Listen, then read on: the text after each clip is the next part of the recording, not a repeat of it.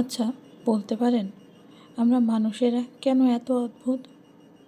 আমরা জানি না 1 মিনিট পর কী হবে, 1 সেকেন্ড পর কী হবে, অথবা 1 ন্যানো সেকেন্ড পর কী হবে। এটা বলার ক্ষমতা আমাদের কারো কিন্তু দেয়নি উপরওয়ালা। তারপরও দেখেন আমাদের কত পরিকল্পনা। আমরা আজকে এটা করছি তো ভেবে রাখি কালকে এটা করব। আবার শুধু কালকের জন্য কেন, আমরা চিন্তা করি 10 বছর পর গিয়ে আমরা কি করব। আমরা কেন এমন করি বলতে পারেন? এই মিশে দুনিয়ার পিছনে কেন এত ছুটি? কেন এই মরীচিকার পিছনে ছুটে চলা?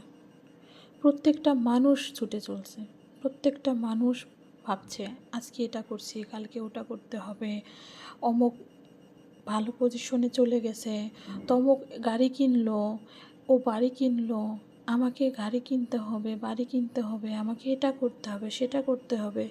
কিন্তু আমাদের গন্তব্য কোথায় জানেন? সেই 3.5 হাত মাটি। আবার সেই 3.5 হাত মাটি আমাদের নিজের ঠিক করা জায়গায় হবে কি না, আমরা কিন্তু সেটাও জানি না।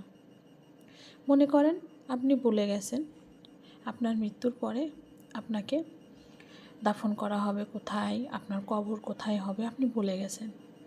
কিন্তু কোনো একটা কারণে আপনার কথা কেউ একজন মানতে চাচ্ছে, আপনার বাচ্চারা মানতে চাইছে, কিন্তু কবর খুঁড়তে গিয়ে দেখা গেল সেখানে অনেক পানি উঠে গেল বা আরেকটা কবর বেঁধে গেল।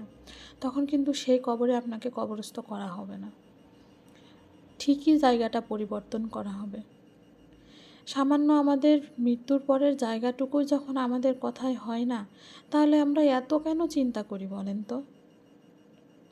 শুধু যে সবাই ছুটে চলেছে আমি থেমে আছি এমনটা না, আমিও ছুটছি।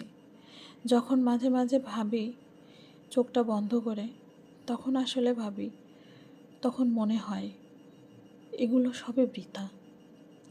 এত ছোটাছুটি, এত চিন্তা, এত দুরন্তপনা করা, এগুলো আসলে ঠিক না।